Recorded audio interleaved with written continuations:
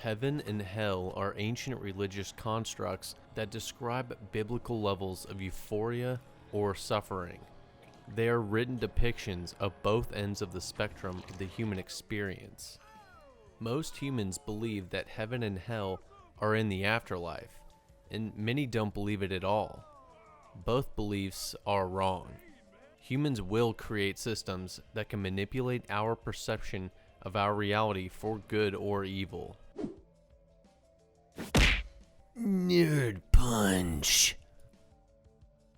Brain-machine interfaces like Neuralink are the first glimpses into this future.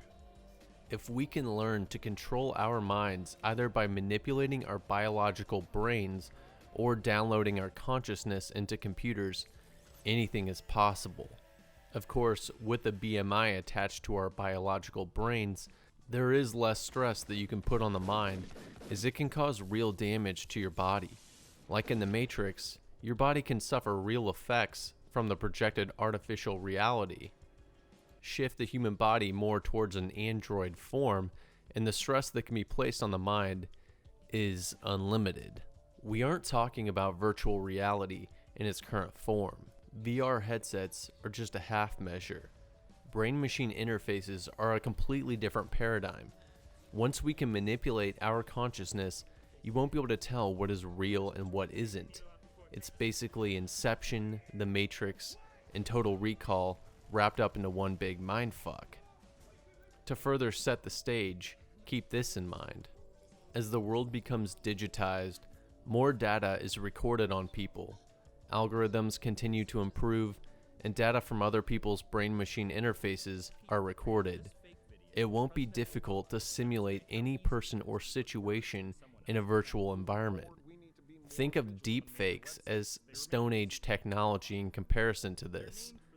Think of the Black Mirror episode where the widow buys a version of her husband that's created based off of his social profiles, messages on phones, cameras, and videos. This is nothing compared to what we will be able to do in the future. Okay, so now we know that with these brain-machine interfaces, we can manipulate our perception of reality to the nth degree. What could possibly go wrong? Let's start with the good news. When you first get your hands on this technology, brash hedonism will consume you. Any woman or man you desire, money, power, fame, glory, you name it, you can download it into your experience. Become an Olympic athlete's body with a 12-incher, having it threesomes with every type of woman while driving through space in a Lamborghini while tripping on LSD. Done. Settle down and start a life with the woman of your dreams? Done. Want to learn a new skill, like flying a jet? Download it. Want to experience what war is like? Want to brutally murder a childhood bully? Download his character into the experience. That's just the basics. Anyone that's ever played Grand Theft Auto knows exactly where this is headed. All levels of degeneracy and criminality are free game, and technically, no real person's being hurt as it's a simulation, so it's all good. But that's all pretty unsophisticated. How about becoming any character in any video game, movie, or TV show and having a randomly generated storyline based on the parameters of that world, where you obtain the skill sets of said character, where you make decisions and have real consequences in that world. You could actually live the lives of your favorite characters in fiction and truly be immersed in their world. You could become James Bond, and if you miss a shot, someone might die in that world. Someone that you have come to know, someone that seems as real as anybody in base reality. Shit, you might already be questioning what is real. To further disassociate from reality, you might have started this experience from the age of 16 and as an up-and-coming James Bond in MI6. You might have known a character in that experience longer than someone in base reality. Hell, you might not realize that you downloaded this experience all those years ago, and your mind just adapted to this experience and made it home. Leaving that experience will be like leaving this reality for another one. This started fun, but you can see where the light ends and the dark side starts to creep in. It's time for the bad news. The more immersed you get into these experiences, the more disassociated you are with reality. You start to forget what you really are. What started as complete control turns into frantic grasping at the few remaining loose strings that tether you to your actual reality.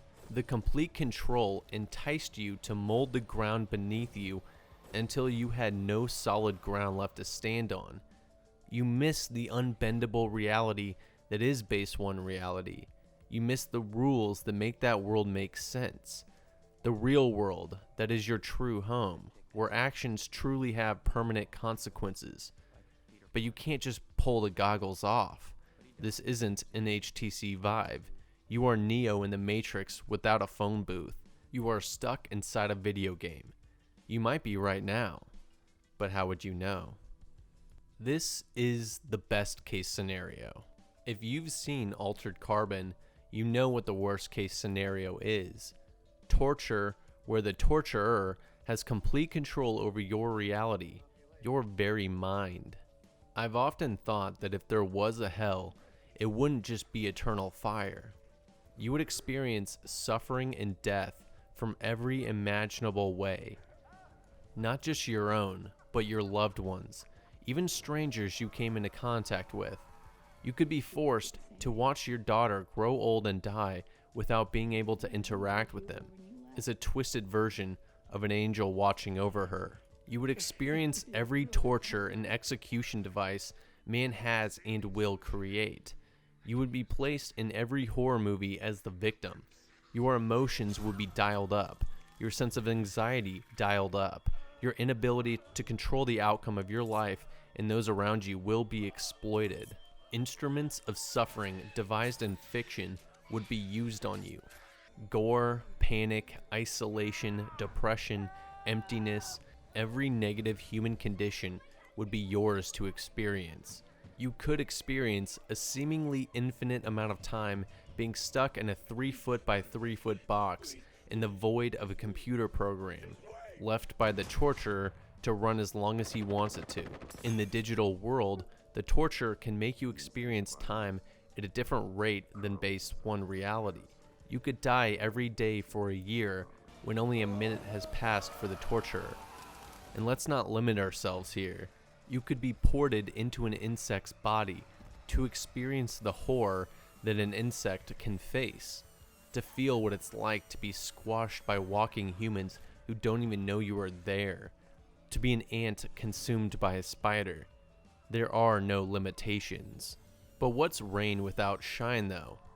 You may be tricked into thinking that you have escaped your doom, that you have freed yourself from Neuralink hell, pulled off the goggles, and can start a new life. Of course, it's all a sick joke for the torturer. You are merely putting the pieces of your soul back together so that they can be shattered and plunged back into your heart. You can never die and never psychologically break. Each time you lose it, you will have your health and mind reset, with your memory intact. To the outside world, you are Neo in the seat, plugged in, unable to control your true body. Or grimmer, you are just ones and zeros, data stored on your torturer's hard drive. I haven't even begun to scratch the surface of what neural hell or heaven would look like. Let me know in the comments what you'd like to experience in neural heaven, or what you fear most about neural hell. And let me know what you think that society would look like with this level of technology. Do you think that this technology will lead to the demise of humans?